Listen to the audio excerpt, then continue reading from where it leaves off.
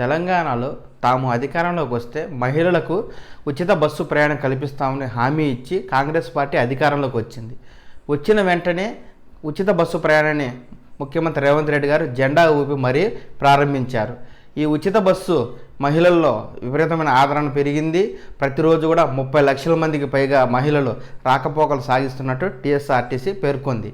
రోజువారీ ప్రయాణికుల్లో 60% పైగా మహిళలే బస్సులో ప్రయాణిస్తున్నట్టు తెలిపింది. మరి ఉచిత బస్సు ప్రయాణానికి మహిళలకు ఉచిత బస్సు ప్రయాణం కల్పించడం ఏమో కానీ లేనిపోని సమస్యలు వస్తున్నట్టుగా తెలుస్తోంది. బస్సుల్లో మగవారికి సీట్లు దొరక్క లబోదిబోం అంటున్నారు.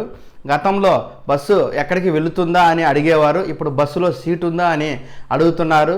బస్సులో ఖర్చీపు వేసి సీటు బుక్ చేసుకుందామంటే చోటే ఉండడం లేదు. బస్ స్టాండ్కి వచ్చేటప్పటికే నిండిపోయి వస్తుంది. ఎంతమంది దిగినా బస్సులో సీటు ఖాళీ ఉండడం లేదు.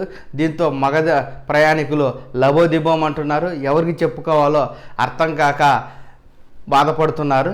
ఇదిలా ఉంటే మహిళలు తక్కువ దూరానికి కూడా ఎక్స్ప్రెస్ బస్సులనే ఎక్కడం ద్వారా, ఎక్కడ పడితే అక్కడ ఆపడం ద్వారా ఎక్స్ప్రెస్ వేగం తగ్గి ప్రయాణం ఆలస్యం అవుతుంది. దీంతో ఎక్కువ దూరం ప్రయాణించే వరకు ఇబ్బందిగా ఉంది.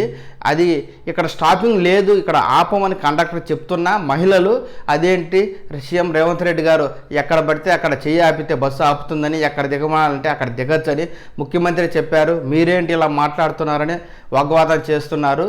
బస్సుల్లో సీట్ల కోసం అయితే మినీ యుద్ధాలే జరుగుతున్నాయి.